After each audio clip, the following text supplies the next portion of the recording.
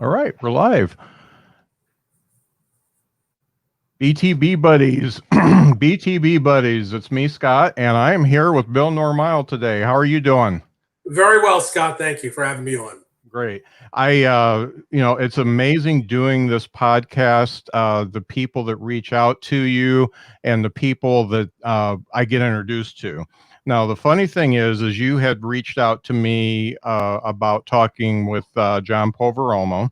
Mm-hmm. And we were able to get that episode recorded. I think I did it either last week or the week before, and it hasn't gone up yet.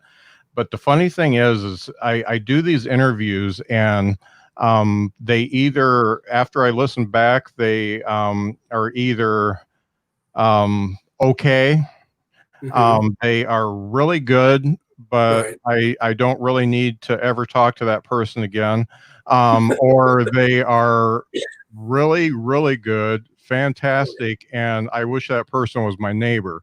And Right. John was one of those guys that I just felt like I connected with, and I thought we had a really great conversation, and I wish he was my neighbor. He's a very smart, entertaining fella, and he had a lot of nice things to say about you. So Yeah, he's very engaging, and had a great talk with him. But the funny thing is you reached out. You're obviously managing John, and I'm doing another interview this week with another one of your clients.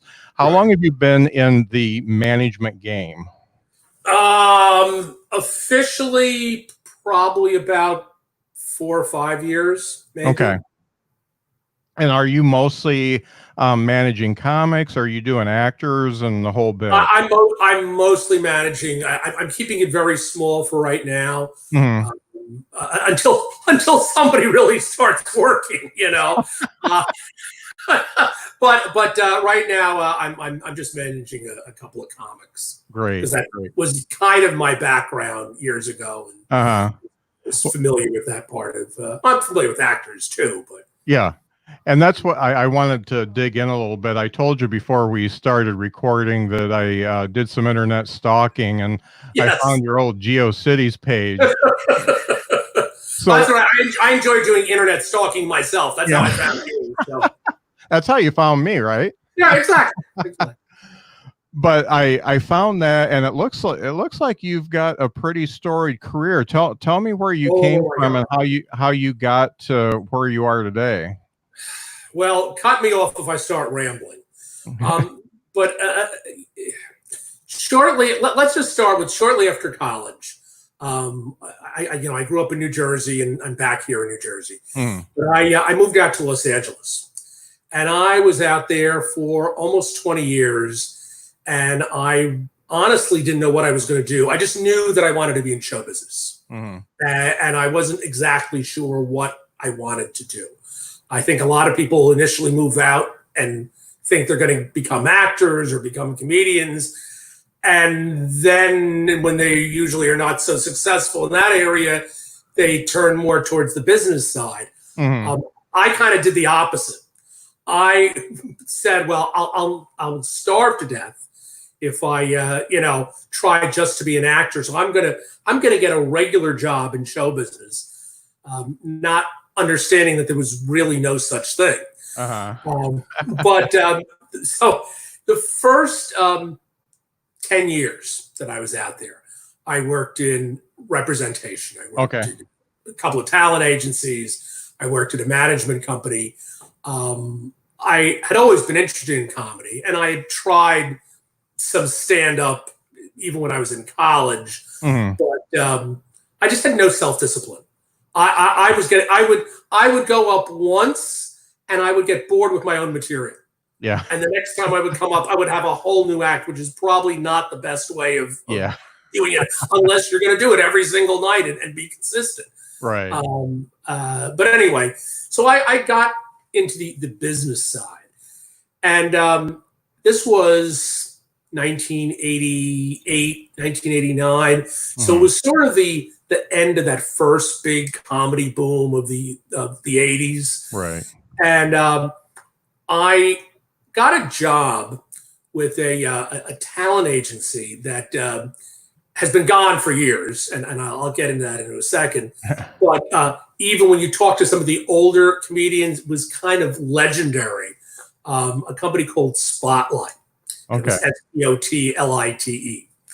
And I don't know if you're familiar with Jeff Cesario, great comedian. And Jeff, who I never met, didn't know, but Jeff had this wonderful line I read years later where he said Spotlight was like the Nazi stormtroopers of comedy. Because they would book comedians into these little towns that didn't even have a comedy show, a comedy club. And it was really, the history really needs to be written about that place, because it was started out by these three guys who, wonderful guys, but they were hustlers. They were very, in another generation, they would have been snake oil salesmen. And they worked really hard, came along at the right time. I don't think any of them had a college education, but they were hustlers. And back then, comedy was not, it was becoming a business, but it certainly wasn't respected. I think most of the major talent agencies didn't really see that there was money to be made in comedy. And these guys kind of took advantage of that. And at one point, they were the largest personal appearance agency in the country. Wow. When I started working there in, like I said, that 1988, they were already working with Jay and Jerry and Paul Reiser and Damon Wayans, you name it, Larry Miller. When I got there, while I was there, they signed Jeff Foxworthy, they signed Norm Macdonald, Richard Jeni was a client, Mario Cantone they signed while I was there. I don't like name dropping, because a lot of those people like Jay and Jerry, they were very successful before I got there. Yeah. So I had very little to do with them. The best experience that I had was with Lenny Clark, who at that time had his own television series for a minute and a half. Yeah. And I unfortunately it didn't last longer than a minute and a half. But for me, it was as an assistant, it was a wonderful education, because within a year of me working there, he went from being a hit at the Montreal Comedy Festival to starring in his own television series for Whit Thomas and CBS and Disney, which were all, big players at the time. And then after 13 weeks, the show got canceled and he was back out on the road again. But I learned a lot from that experience. And anyway, I was there for about 2 years, and they actually promoted me to being an agent. And I kid you not, within like 2 weeks, the company went bankrupt. Apparently, I'm no accountant, but apparently what was going on was they were not familiar with the term escrow. Okay. So for example, they were the primary booker for all the Catch a Rising Star comedy clubs around the country, not just New York, but all over the country. There was hundreds of Catch a Rising Stars back then. Well, Catch went bankrupt, and Spotlight was taking these large deposits and spending the money as fast as it was coming in, and not really separating their operational funds from their, what they were supposed to be holding on to for clients. And so that was, again, a very valuable experience. Yeah. And then after that, I went to work for these two managers who, again, legendary guys in the world of comedy, Rick Bernstein and Howard Lapidus. Rick was the guy that was responsible for, those of you that are old enough to remember, he was the guy responsible for booking Tiny Tim's wedding on The Tonight Show. Oh, yeah. I remember. Yeah. Yeah, that was a big deal once upon a time.